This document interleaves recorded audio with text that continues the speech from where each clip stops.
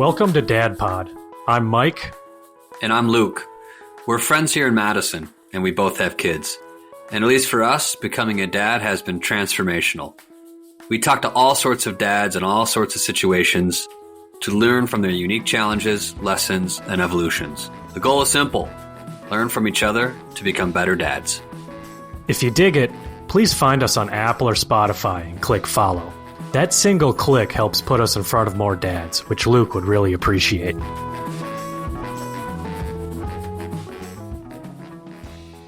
So in today's discussion, we're going to be diving into a theme around how our dads influence the way we father our own kids.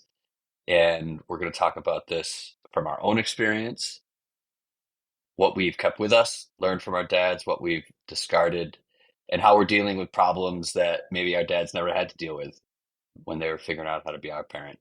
It's a big topic. We're going to cover a lot of ground today. As a reminder, no one here is pretending to be an expert. We're here because we're curious, we're engaged, and most importantly, we want to be better dads. So today we're joined by Dave Grandinetti. I should start with the fact that Dave is in fact my cousin, and we grew up together in good old upstate New York. He's a bit older than me, and growing up, I used to idolize him like crazy. To make it even worse, he was a really good lacrosse player, ended up playing lacrosse in college, and a very talented programmer, self-taught throughout most of his youth growing up.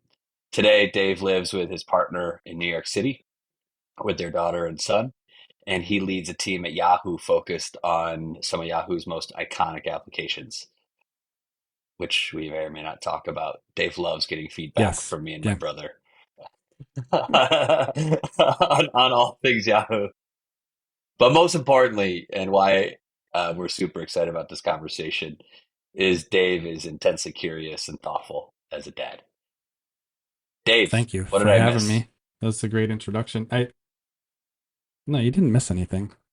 I'm glad that you prefaced it with we're not experts, because one of the things that's kind of been a theme for my fatherhood and parenting is this feeling of imposter syndrome. Which I'm assuming everybody has, but totally. Maybe it's just me.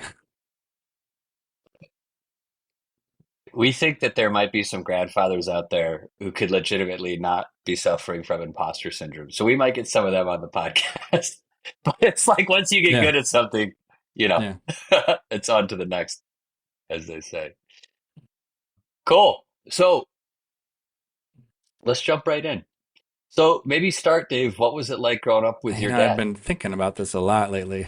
It was such an interesting. I had a lot of freedom as a kid, and I don't know if that's something that's just changed in general, but I remember even from third grade, I had a key to get in the house, so I would come home from school and I was in charge of myself until dinner time, and that was kind of back in the era of you go do whatever you want.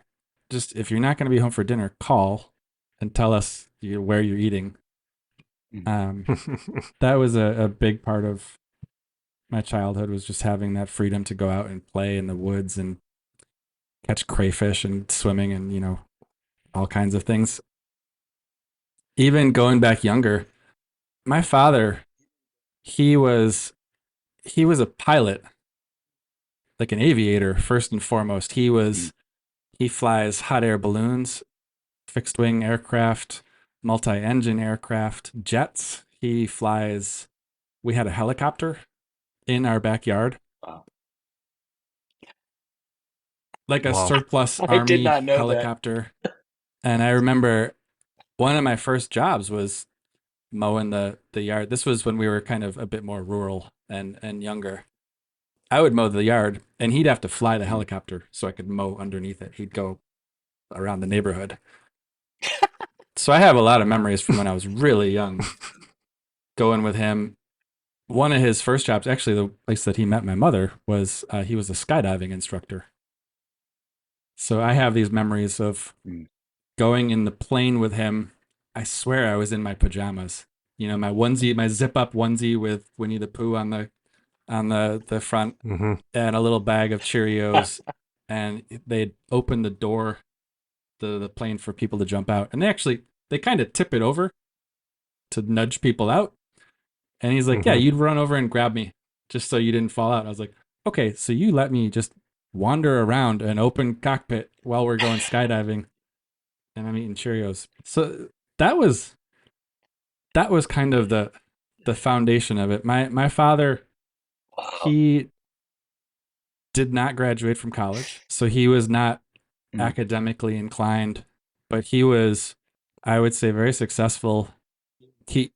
In terms of, he always had a number of companies, projects, gigs going on, and he was good. He was clever at it. He was good.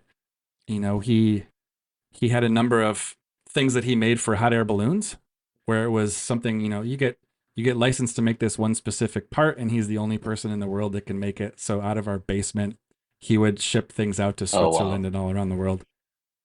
So he was mechanically inclined. He would build things. Get that guy on Shopify. So he really helped me kind of get comfortable doing mechanical things. But I was also thinking this week in terms of, there's a quadrant that I remember reading about, quadrant chart in one of these parenting books that I read, where it's like the top right is high expectation, high support. The bottom is low expectation, low support. I think that academically, he was like a low support kind of guy, low expectations, low support, because I don't think he saw the value in higher education. My mom was totally the opposite. She's like, I don't care what you do. You go play lacrosse. You know, I led the team in concussions. When he says I'm a good lacrosse player, that's the stat I had. That received, yeah. Delivered or received? I was really good at landing on my head. It's hard to track the other one. But she's like, I don't care what you do. You're going to get a liberal arts education, so you learn how to think for yourself and learn how to teach yourself. So I had two very conflicting parents. They got divorced when I was 3 or 4, somewhere in that range. And I guess it's odd, especially for the time. My father got full custody of me. So I was a young kid living with my father. He, like I said, the freedom was partly, he was kind of a workaholic. To this day, I still talk to him and, you know, what's going on? He's like, well, I get phone calls at 5 a.m. to go fix an airplane somewhere. And he's off to do it.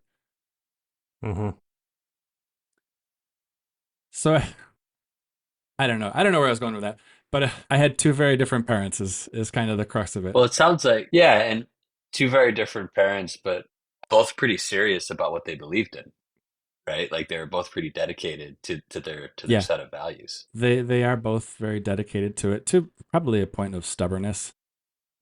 I can see traits that I get, and I don't know if it's from my father or from my environment, but I have a hard time. I either want to be working really hard or doing nothing at all. I have a real problem with anything in between. I have anxiety on the weekends because I don't know what to do. And I really embraced that. When I was younger, I had a lot of jobs that were just really physical jobs. I grew up working in restaurants, in the kitchen, and, you know, those are exhausting jobs. The beauty is at the end of the day, you're just done and you can turn off. There's no reports. There's no emails. I really liked that. I really kind of did pretty well with that. Just, all right, we might have work like a 20-hour day sometimes. And it felt good. Right. Do you look back on the freedom that you had and bouncing around a open cockpit? Do you look back on that fondly? Do you what is with a little bit of benefit of distance, you're a parent now. What bubbles up for you when you take yourself back through the narrative of that time of life? That's a great question. There's good and there's bad. I recognize that my father he had different tools. He had a set of tools that he was comfortable with, and he did a good job with that. One of the things I really love that he did, so we used to go to balloon festivals, hot air balloon festivals that are, on the weekends, and he'd actually pull me out of school for a lot of those. And he had to work. He was doing stuff, fixing balloons, flying. So he had like a little kid running around in Wellsville, New York, or Glens Falls, New York, or wherever we were that weekend. And one of the things he did, because he's got that entrepreneurial mind, he set me up with a business when I was 8 or 9 years old. So he set me up with a business. I sold balloon pins, like the little pins that you might see on a backpack, out of our truck. And that was a fantastic thing that, he saw that was something he could set up. He just bought the materials for it and said, here, go ahead. This is your business. Run it. And basically, that was his way he knew where I was. I was in the truck. And for me, it was in 6th grade, and I could make $200 or $300 on a weekend. That was a fantastic thing. Wow. So that part of it, I remember fondly. I remember being very bored a lot, sometimes going to, he'd go fix airplanes. I have one really specific memory of he was working on a Learjet, and it was all taken apart. There was no seats or anything. And I was in the cockpit pretending I was, flying into space, and just started flipping switches. At some point, it actually turned the plane on. So the engine that he was working on started spinning up, and like 4 guys came rushing up to the cockpit saying, no. All right, here, go play with this wrench. But that part of it, I mean, I had... In a brutal quadruple homicide. I really enjoyed the traveling and just kind of literally negotiating with people about like, here, I'll give you a deal, 4 for $20, and I'll throw this one in for free. That ended up kind of leading into, I worked as a bartender for quite some time after that. I had all these sort of service-oriented jobs where I would interact with people. I got a lot of experience of that really young. And I think that I feel pretty grateful for that. For that. The flip side of this was because he was work-oriented and didn't have a great relationship or understanding of school, he was not incredibly supportive around, he wasn't the guy that was going to show up at my lacrosse games, which I sort of flip-flop on that, because I'm like, well, I didn't play a lot, so maybe that's not a terrible thing, but that's not I can't say that to my kids. I can't be like, well, unless you're starting, I'm not going to come. I think that'd be a deal breaker with my wife. So there's good and bad. I'm trying to think about how it shaped me as who I am. Cool. I think all the freedom really, especially little things, like I love to cook. I really enjoy cooking, and one of my, I guess, superpowers my family has told me is they're like, you can take any leftovers we have and make a new dish with it. And a lot of that came from when I was a kid and I'd come home from school, I'd start just making stuff. I found a stack of wonton wrappers one time, and I'm like, this one's got peanut butter and jelly. We're going to deep fry it. This one's got, we're putting this one in the toaster with tomato sauce and cheese. I had to either try it on my own or fail. And we didn't have the internet back then. So there was no, let's Google what are 100 things we can do with wonton wrappers. Maybe to shift a little bit into your own, yourself as a dad. How do you describe the major parts of how you're trying to be a father, to build on your experience with your own dad? My dad was much more authoritarian than my approach. I practice an approach where I don't lie to my kids. I will tell them the truth that they might not want to hear, but I want to treat them with respect and basically treat them like a small adult. Right. Honesty and transparency is a big part of our approach.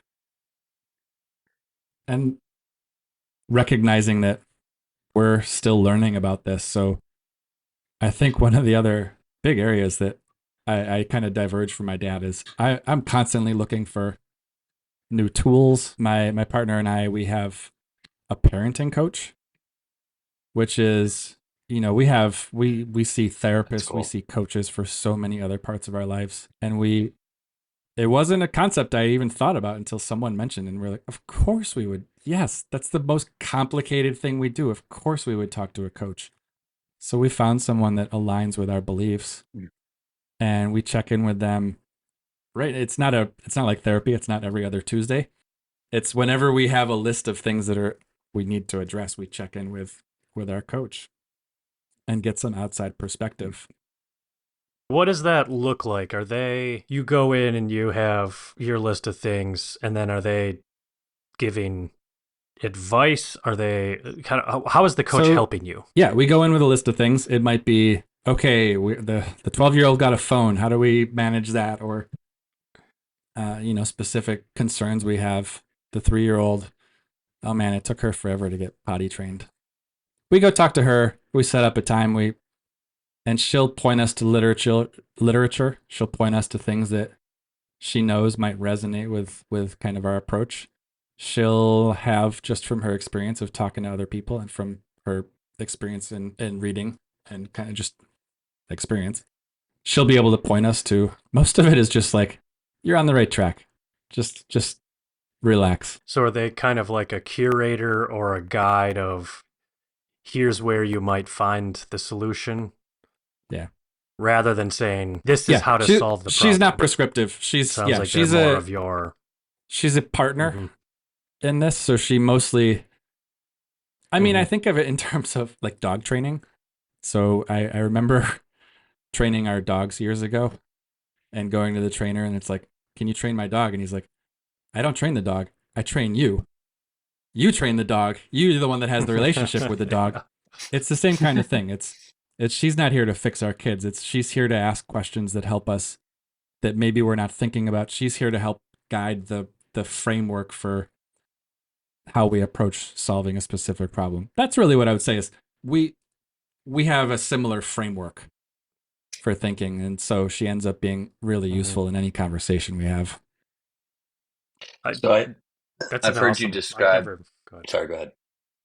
I had never thought of a coach for parenting before, and it just, once you said it, it's like, oh yeah, that makes a ton of sense. That's a really interesting and cool concept. So what I've heard you say in terms of the core parts of your being a dad or being a father, I think what you started with is honesty, transparency, perhaps telling your kids the truth, even if they don't want to hear it. I think it sounds like you're very intentional with being a dad and how you want to, like, it is something you think about versus something you don't think about. And I think the third thing is, and maybe this is nested under the second item here, is you're constantly seeking support, input, guidance via a coach. And I imagine that's probably one of multiple avenues that you're looking to improve. What else are the major parts of your framework? So as dad, I mean, another big part of it is Natasha and I talking about our childhood and, having this exact conversation. She's like, I remember my parents did this and I really hated it. I'm like, me too. Let's never do that. And it can be little things like we purposely been trying to invite more people over. We both remember how exciting it was as kids to have guests, to have friends come over and visit. And it's like, we can do that. That's a really easy thing. We can set up our house to be good hosts and make it not stressful. And a lot of this stuff is just, you find a thing that's stressful that you realize is going to be good for the kids. And it's only stressful because you don't do it. So we have all the, it's like exercising that muscle that makes you comfortable doing something. And really having a lot of communication between my partner and I about what are the parts of this that you find that give you anxiety, and let's practice that. Like going to the playground. Totally. Going to the playground was a hugely stressful thing for me for so long. It's very competitive, especially like a busy playground. There's parents and there's nannies, and some people are just on their phone and it's like, your kid bit my kid. It's like the dog park. All, you know, the same conversation. Your kid bit my kid. It's like, no, they didn't. So yeah, communication with my partner about making sure that we're aligned and kind of what we're doing to the kids, what we're inflicting upon the kids and our beliefs. We really try to slow down any decisions that we think might have repercussion. And this is weird. We're both, or have been both, managers at one time or another in our careers, and kind of slowing down, like, you know, we're creating a new policy or a rule. What's the repercussions of this? How will people abuse it? It's all the same stuff. It's really everything I have learned about. There's 3 areas of learning that have kind of all come together: parenting, managing people, and training dogs. I have a set of books about those that there's so much overlap that I find it just like, yeah, it's, you know, training dogs is a lot of that stuff transfers to managing people, and managing people transfers to having kids. One of the things you mentioned, that as a newer parent, I had not realized before, is how important the partner communication is. You know, parenting is not just you to the child. It's perhaps more so how your relationship with your partner evolves to be a parenting unit. How was your relationship impacted? And, you know, it sounds like you put in a lot of work together. You know, what has that evolution been like for you? Honestly, it was really hard for me. I was, for the greater part of my life, a bachelor, more or less. I'd lived alone for a long time, and I think at one point I just got up and left and moved to England for several years. So when I met my partner, she also has a son from a previous marriage. So my first experience parenting was being a stepfather, which has its own incredible challenges. We actually we're good friends with my son's father. So he you know, he was over for dinner the other night. He's over for dinner maybe once every week or so. So we actually work pretty well as a group. But for me, it was this transition from, I have no restrictions. You know, if I need to leave the country, I ask someone to water the plant once a month, to now I'm responsible for co-parenting with one person or maybe 2 people sometimes. It was really tough, and just getting comfortable. Like, I under communicate constantly is the feedback that I get. And just saying, like, over communicate. You should be over communicating. It should feel like you're over communicating, was the constant feedback I got from both my partner and our parenting coach and my therapist and other parents that I talked to. It was really tough for me. And it becomes more important as the kids get older. There's different stages of it. When they're very young, it's just like about the lower levels of Maslow's hierarchy. It's like, make sure that they're fed and clothed and warm and, you know, sleeping properly. We have a super sleep regimen that we've stuck to for years that ended up being really helpful. But as they get older, we've got a nanny, sometimes 2 nannies. And what we find is we actually have to communicate amongst all of us, because at some point this little kid starts figuring out that, like, I can drive a wedge in between you and mommy, or you and the nanny, and kind of they will push so hard. She doesn't have a job, 3-year-old. This is literally what she can think about 24/7 is, how do I get more candy? How do I get more screen time? You know, and you start to hear, like, she'll ask me a question. I'm like, well, what? I'm working. Why are you asking me if you can watch TV? What did the nanny say? And you know, so we actually becomes more important to communicate about even these little trivial things. Yeah, I think that's super.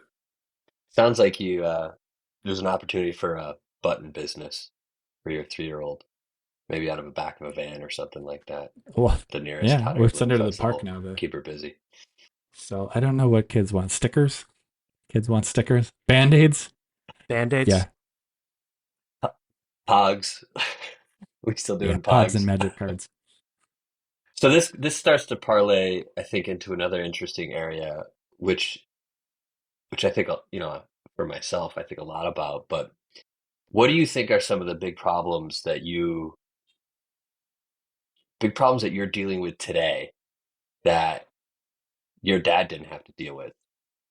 And then what are some of the strategies you're using to work on those problems? And one of the ways I think about this is problems where we have intuition and can therefore probably move pretty quickly versus problems we really have to solve from the ground up, which can feel slow. Yeah. So yeah, what are some of those problems and how are you tackling them? That's interesting. You say problems that we didn't have back then. I had very few limits. So there's basic things that I think, like I don't think I had a bedtime, and maybe I should have. But the big ones right now are screen time. Our older son just got a cell phone. That was a huge thing. And he at one point said that he was the only one in his class that didn't have a phone. And my wife was like, no, that can't be.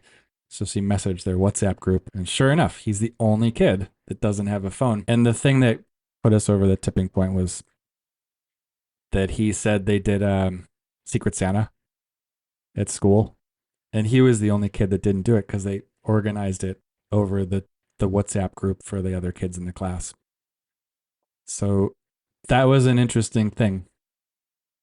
I don't think we would have gotten him a phone if there wasn't social repercussions to it like that. That's something my father didn't have to deal with. I think while I lived there, it was more or less pre-internet. And maybe we had CompuServe or AOL or one of these things that nobody will recognize these days. That social media, social influence, I think I'm more worried about what that looks like for my daughter than our son. And I think that's the feedback we've gotten from other people we've talked to is like social media is, boys are still boys. They push each other. They make fun of each other to their face. But from everything I've read is like social media is kind of designed to feed upon like girls attacking each other while they're, figuring out what it means to be a person. So I'm really worried about that. Most of the stuff, it just hasn't been around long enough there's no long-term research. So everything you read a book and then it's like, well, this is all anecdotal. This is like, and it's going to change in a couple of years. Totally.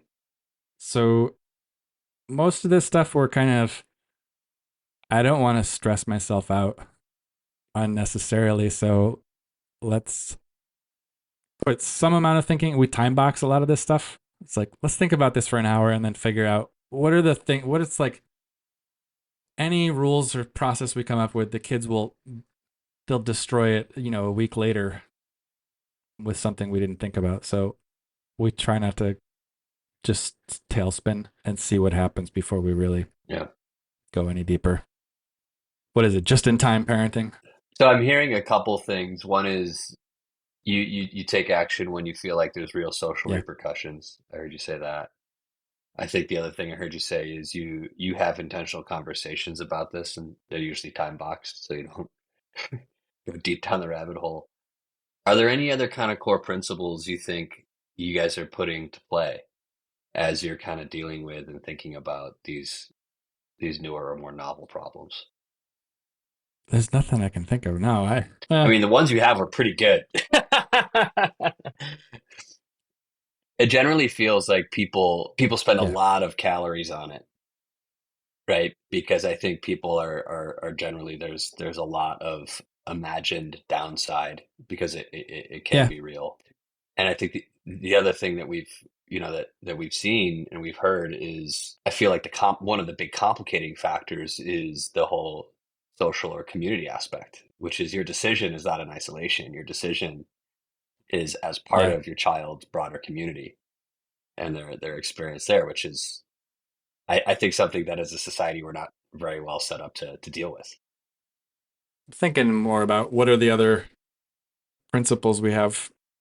The honesty and transparency kind of extends to having more uncomfortable conversations with, especially with our older kid. So it's not the responsibility of the health class at school to talk about sex or drugs or bullying or swearing. You know, we teach our kids how to swear. The 3-year-old, she picked it up. The kid, this is like little kids. They're sponges. They pick up everything. She swears all the time in a totally appropriate manner. I'm like, you used it correctly. So bravo for that. So things like screen time, and we don't limit any websites. We like to be able to have open conversations. And I think we want to just make sure that we're there and the kids are comfortable talking to us about anything, so that whenever they have questions, they know they can come to us. So from that perspective, I guess it's just being not just their parent, but being a friend. So open honesty and transparency, I think that totally makes sense to me. Have you figured out what are the expectations on whether that's reciprocated? As an example, this is a tricky one. I'm completely unresolved, which is like, I know of parents who have access to their kids' accounts, so can see what they're posting, can see what they're texting. Who knows how frequently they're actually looking at it? But how do you think about that? I think that's we have conversations about this kind of stuff. Our older, this is kind of crazy. He's in 7th grade and they have an open campus, so he can go out to lunch if we want, and he's got a watch with Apple Cash on it. I get notified every time he buys something. You know, I'm like, hey, how was your McDonald's today at 10:22 a.m.? You have lunch at 10:22 a.m.? And I know that he shares his location with us. I think we all share our location with each other. And I have no interest in checking in, but we kind of are just, we talk about it, and it's like, totally. I'm not going to track you. I don't want to know. I know for Natasha, that was she was really concerned about him going out in the city and starting to kind of navigate it himself. So she's like, yeah, we're going to send him for pizza, and I totally want to track him. But we talk about it. That's cool. What has the reception been with your kids in those discussions and in those principles? It always depends. It depends on what specific topic and everybody's current emotional state. You know, it's like, really, did everybody get enough sleep? Is anybody hungry? If we go beyond a certain point, it's like, all right, we need to take a time out and talk about this in an hour, because we really quickly can get to a point where we're irrational. This is one of these meta tools that I don't think my father had in his toolbox. It's not uncommon for us to just say, like, I think you two are stuck. I think the two of you should go. You go have a tea. You go play some Nintendo. You know, and let's reconvene in an hour, because we're just going in circles. Right. What about with you? Because I was, as you were talking, I was thinking about some of these tricky conversations, and you're trying to give a good amount of freedom to the child, but you can still, I would imagine, get pushback about whatever. How do you not get really mad really fast trying to have that discussion? And I repeat over and over in my head that they're kids. They, like the 3-year-old, it's not the director of our kids' preschool, she has a saying about, they're not giving you a hard time, they're having a hard time. So it's like, she's not a bitch. She just doesn't have a prefrontal cortex. My daughter's, she's going through this phase right now where she is just as likely to take something and throw it up in the air as she is to leave it alone. And she's unable to, like, she sees a record player that the microphone is on here. She's, and we say, you can't touch the record player when it's on. And I can see her little brain going, I need to know what happens if I do the opposite of what they said. And she just like, scratches it. So we really have to think about, all right, from their perspective, like she just doesn't have control. She can't handle that. We'll slow it down. I'm going to go out to a record store this week and get a record that we don't care about. And I'm like, scratch this one. Let's see what happens. Let's see how it sounds. What about with the older? It's harder. It gets harder because he's so stubborn. Because you're dealing with a way more advanced brain. He can be so stubborn, but the tools we have with him are that when we cool down, we can talk about it at a meta level. And his ability to recognize, I guess this is what they call social emotional learning now, SEL. It's become a pretty hot topic in schooling. His ability to recognize complex emotions that he's having, maybe not while he's having it, but he can almost always come back at some point and say like, yeah, I was in a real bad mood. I didn't know what it was, but yeah, my argument was just because I was mad. So it's slowing down the argument is one of the best tools that we have, and kind of talking about it after the fact. What does that mean, slowing it down? Either just saying we need to take a pause, or one of the tools that I found to be really useful, and this was from our coach. We'd get to a point where, we'd like have an argument and we go, someone says, I can't talk about this now. I got to make dinner. I got to put your sister to sleep. Let's talk about this later. That in itself was a triggering response. Because later, if you've ever had a dog, later could be infinity. You go out the door for 5 minutes. I don't know if you're coming back. Mm-hmm. So what we actually did for that was we said, instead of saying, let's talk about this later, we'll say, let's talk about this at 9:00. Let's talk about this tomorrow morning when we walk to school. Put a specific time on it. And that has been a simple change that actually made it really easy for us to like, okay, this isn't just going into the ether and we'll never talk about it. It's like, this is scheduled. This is on the calendar. That's the difference. Yeah, that's so interesting to hear you say that. I have exactly the same trigger. And I think that's the difference of feeling like my partner is trying to avoid another question, or really honestly saying, I'm not ready to have it right now, but I still want to have it. Yeah. One, a very quick, I love how you're talking about tools in the toolbox. I heard this saying and I've been applying it, which is state, story, then strategy. And state is like the state of like your internal state. Story is what's the story you're telling yourself, and then work on the strategy. But if you don't solve those first two, whatever strategy develops probably going to be a piece of shit. And that sounds exactly in line with what you're talking about. That's super fascinating. To keep moving, how has your relationship with your dad shifted?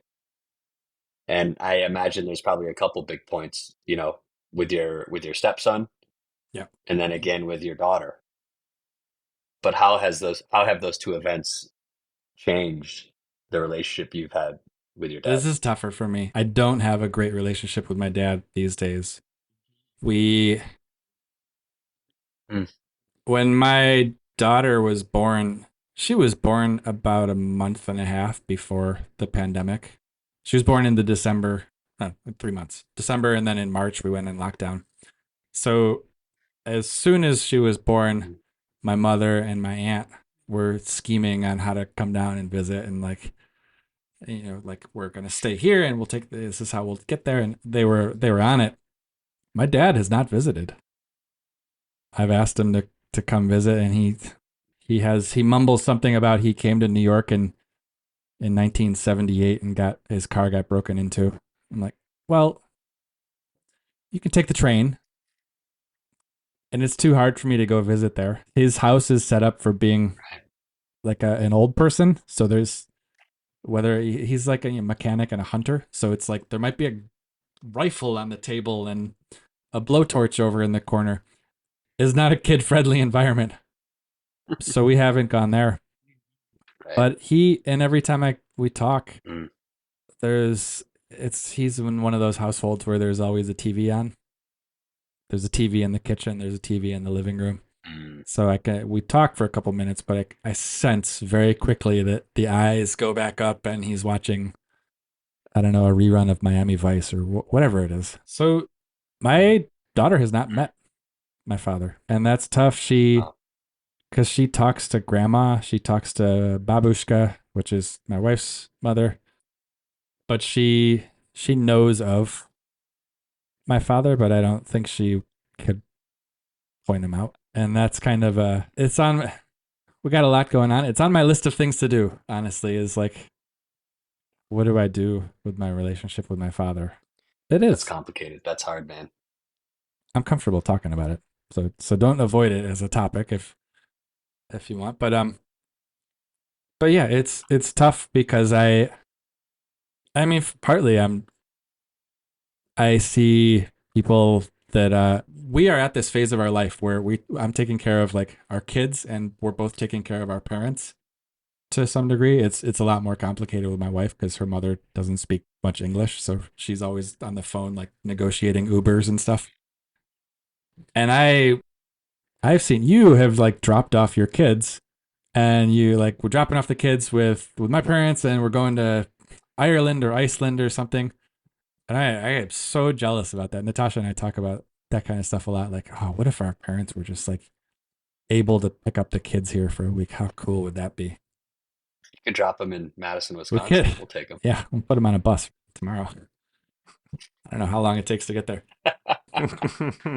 I think it's going to be she's going to miss out. I worry about that.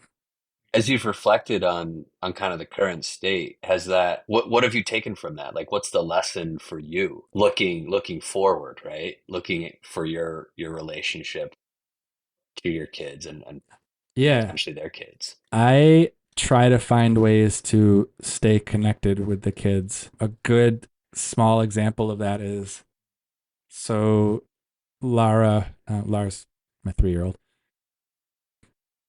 She likes to avoid going to sleep at night, and she's getting really good at it. So we have a whole routine. We do a bath, we brush teeth, we read a book, and then she gets into bed and she's, all right, Daddy, tell me about your day. And if my day doesn't start with, I woke up and I went potty, she's like, no, you missed something. Start over. So she wants like a 10-minute, she wants the TikTok, the like minute by minute, what did I do today? And for a while I was like, oh man, we gotta put a timer on this. So I would set a timer.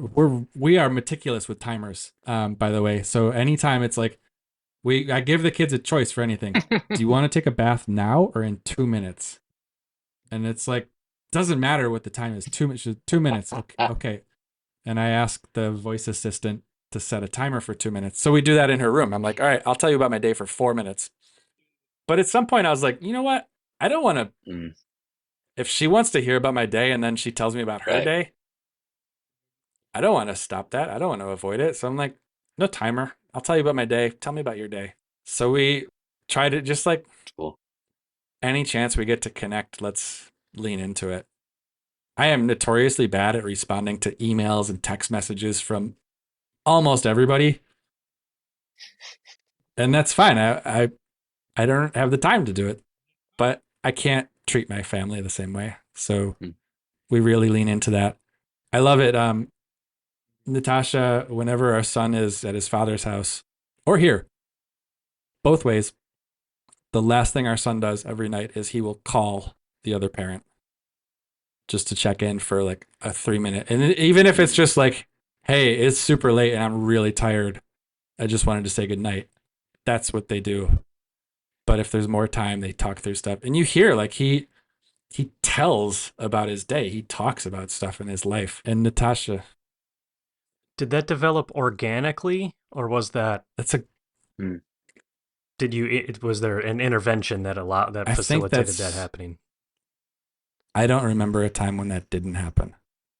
So I think that was a purposeful decision by my wife and her ex-husband to say like, we want to keep connected and make it a tradition. It's what it is. It's like a social tradition in our family, and the kids call each other sometimes. It's cool. Lara texts me. She'll take my wife's phone, and texting me is just she bangs on emojis, and I know that it's from her, and I'll just. Mm-hmm. I was like, did your 3-year-old spell? No, it's what like the heck? Unicorn, cheese, soccer ball, heart, heart, heart.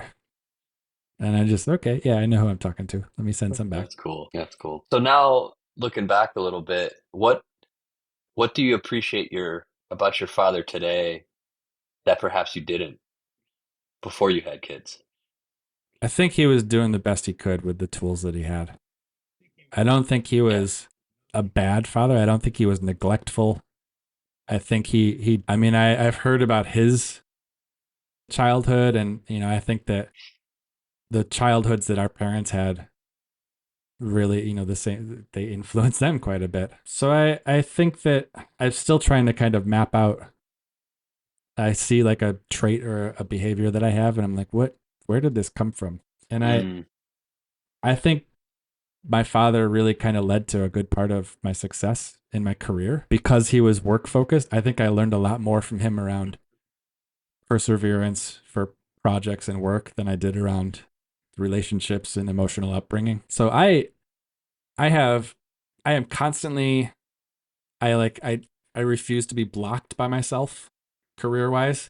And one of the constant things I've found myself having to tell people is I propose something and they start telling me why it's like, here's why it won't work. I'm like, don't tell me why it won't work. Tell me how we can make it work. And I think that concept is something he taught me. It's like, you find a way, just go at it from a different angle. So I am thankful for that. And it's I'm trying to figure out how to teach my kids that now because it's being present here. I can't just say, go cook, do it. If it fails, just douse it in ketchup or we'll order some takeout. That actually is something I was mulling over a little bit. Your childhood, you mentioned having a lot of freedom. I think you were in obviously a less dense place than New York City, going to other parts of upstate. Now you're fathering in a very urban setting. The freedom that you experienced as a child in a lot of communities would be very frowned upon today. How do you reconcile those two things where you were raised in this one context and now you're parenting in a very different context? It's pretty context? foreign to me. I look more to my partner, and honestly, I found some good inspiration recently we have some neighbors who are European and they grew up in Paris and Amsterdam. And I realized, I was like, I see their kids walking around on the weekend. They send their kids out to do grocery shopping. And I was like, what is that? Are they doing the shopping? And they said, no, if the kids want something that we're not going to make, like you want mac and cheese, you go get it. You want chicken nuggets, you go to the store and get it. I'm not going to get it. So it's kind of looking for it's just being aware and looking at, like, when I see a kid walking around, I'm like, what is this? What kind of freedom do they have? What's their goal? Where are they headed? But I think between the environments and something has changed since, I'm 40 something. I think the norms in our society have changed entirely since then too. My mom used to send me she'd send me out in the neighborhood when I was like a little kid, and maybe this was her trick so she could take a nap, but she'd like, oh, I need one screw and one bolt. And she'd send me to the hardware store with a note, and they would send me back saying like, yeah, you're 12 cents short. And she'd give me a quarter and like go back. And my wife grew up in Moscow, so I think by the time she was 7, she was riding the subway herself. But it's very different in different parts of the world. There was a documentary or a TV show on Netflix about raising kids around the world, and one of the things that they had that I found just terrifying was in Japan. There's a thing called the first errand, something like that. And it's 3-year-olds. It's something like when your kid is 3, you send them out to go to the store to get sushi or something. and they showed this little kid like sitting at the crosswalk playing with quarters or something, and going to buy something, and they had some change, so they bought a gumball. So that was terrifying, but it really makes me kind of like, how do we do that in a way that I would be comfortable with it? Mm-hmm. Most of this stuff, the same way that I said, like training the dog is not about, it's training you. Most of this stuff isn't about what's my kid capable of. They're capable of almost any situation you put them in. It's how do I manage my anxiety and my fear about what's going to happen. One of the things that really drives my fear is 5-6 years ago now, we had a son who died at birth, and it was unexpected. It was unlikely, and it was just one of these things that really changed me as a person. So I have a lot of fear about, my biggest fear, I guess, is that my daughter will die before I do. So most of my parenting is around managing my anxiety around that, because she so far, and our son, they can pretty much handle anything that we throw at them. Yeah, That's it's interesting. Sorry, go ahead, Mike. There's you mentioning that it's almost like I'm looking in the mirror to the degree of having my child felt like it was this massive exposure to risk for me because of how that thought in the very back of your mind of what would happen if she was gone and I'm still here. And I feel this all of the good, but in the back there is this like lingering thought of I am so exposed to this level of possible pain that I never knew existed before I had to consider this, So you're the first person I've heard kind of organically really articulate that feeling that I live with. I think we each have our own unique situations, but I would just completely agree. To make it very tangible, I sleep like a baby most nights. And I remember when our son was born, and then again when our daughter was born, to this day, the moments when I wake up breathless because something terrible has happened in my mind is related to this exact idea and concept.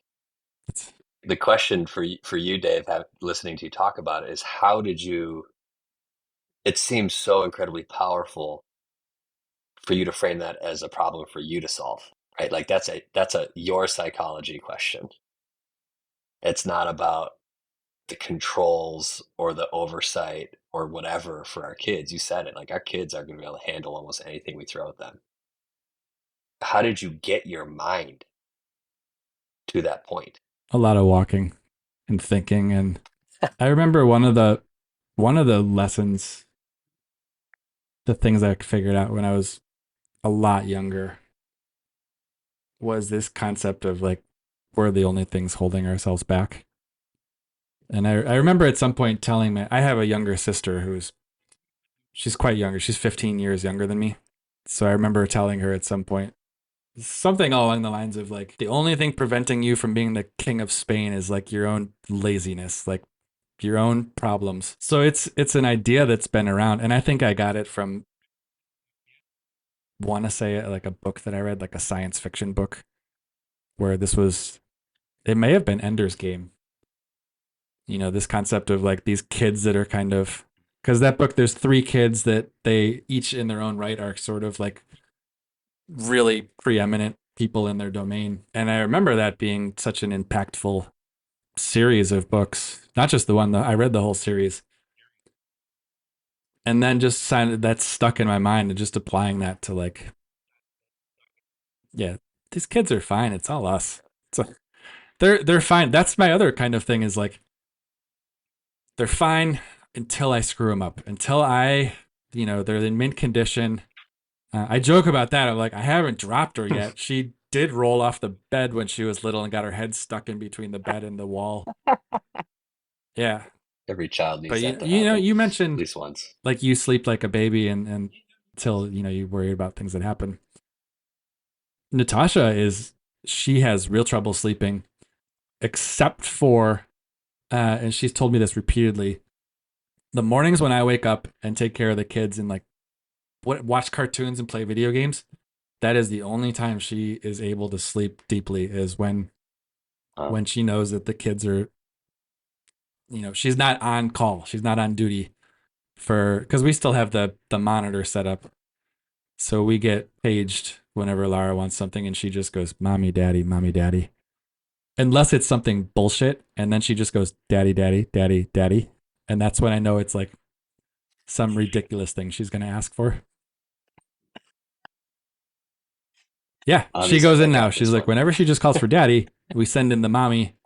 And then she gets there and there's like an awkward silence. And then Lara goes, can I have some water?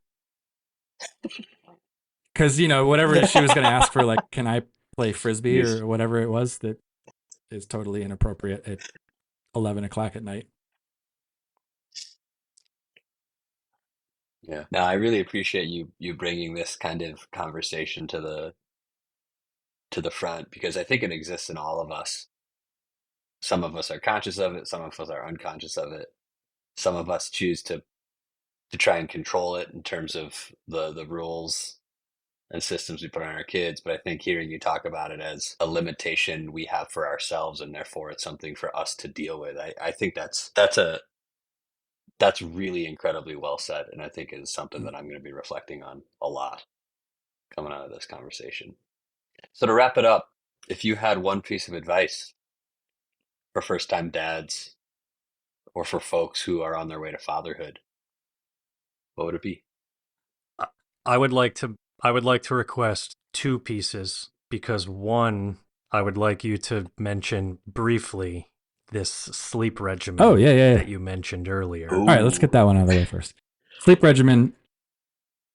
I swear we have a bookshelf that's just about kids sleeping that my wife has read. It was just a very precise set of events that we've done since she was, I don't know, when you first get the kid, they're wrapped up like a burrito, and that's like part of their comfort is like they can't move, and that's when they're comfortable. Even back then, we had a white noise machine, partly because you live in New York, so there might be construction or a parade or something at night. We've always had a white noise machine. And at some point, we started playing music. We played one song, and it is a song that we use the same song. We'll play it. There's a playlist I made that plays the same song 10 times in a row, and she's got a sleep association with that song. It's a lullaby version of a Radiohead cover. I forget which song, but I could probably play it on the xylophone, I think is what it, ding, ding, dong, dong, boom, boom, bing, boom. That, and so this is one of these weird areas. Like, she's 4 now. She still sleeps in a crib. Partly because we're like, the specific conversation we have is her prefrontal cortex is growing every day. The longer we defer this, the less weird stuff we're going to have to worry about with her, like climbing out of bed and turning on the stove and getting locked out of the front door, because our door is like a hotel door. Once it's closed, it just locks. So just having that specific set of things has been super. And we were meticulous about her sleep schedule. She still naps, and she took a nap. We had it just clocked for years. It's like you nap at 1:30 to 3:30, and then you're in bed at 8:30. And as much as we could do to stick to that schedule, that's really helped. So that's that side of it. One piece of advice. It's terrifying at first. It's just everything about you. They send you home they basically kick you out of the hospital and you feel like you're not ready. They show you that video. They make you watch that video, like, don't shake the baby. And everybody I think is like, oh God, why are you making me watch this? And then about a month into it, you're like, I see why you made me watch that. Okay, yeah.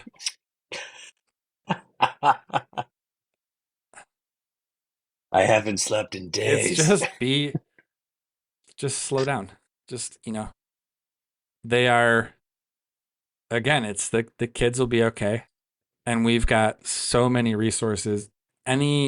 Just throw any problem you have into Google, and there's going to be so many people talking about it, and just it's we all evolve. We all just it's a continuous process.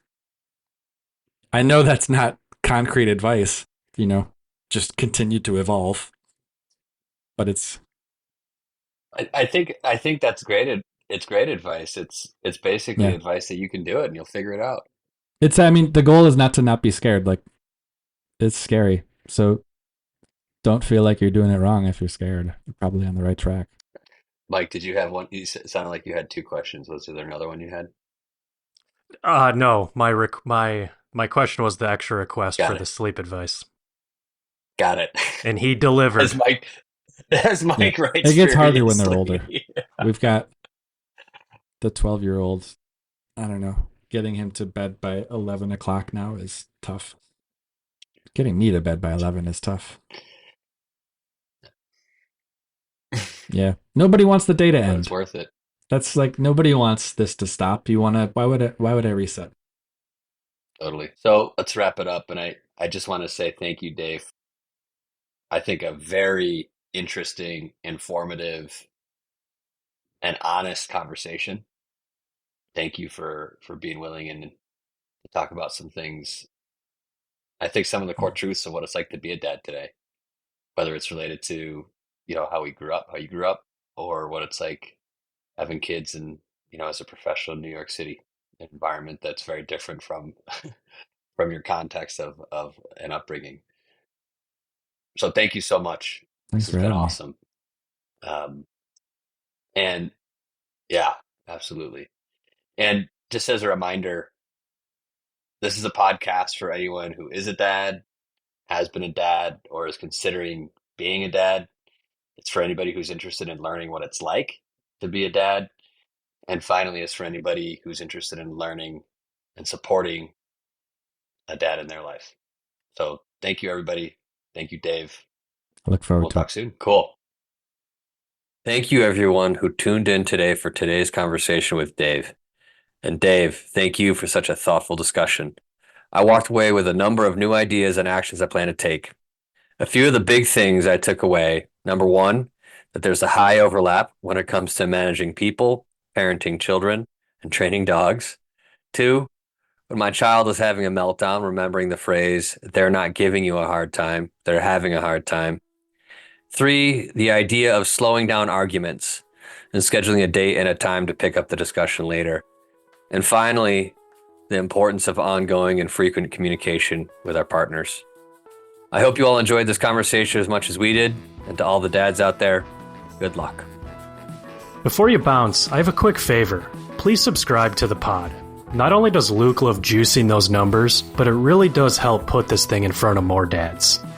And Mike, on the other hand, just loves juicing. We also now run a listener community on WhatsApp. To join, visit dadpod.fm, and you'll see the delicious link at the top of the homepage. Come on in, baby. We'd love to have you.